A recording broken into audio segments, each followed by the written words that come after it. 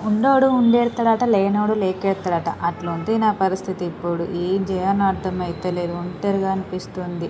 అసలు ఏంట్రా నా లైఫ్ అని ఒక్కొక్కసారి గుర్తుకొచ్చినప్పుడు ఏడుపొస్తుంది. అన్నీ లైఫ్‌లో జరిగినయన్నీ ఇంకా తలుచుకుంటే ఇంకా ఏడుపొస్తుంది. ఇట్లా కాదు, ఇట్లా కూర్చుంటా అంటే ఇట్లనే కూర్చొని ఏడుస్తూ ఉంటా.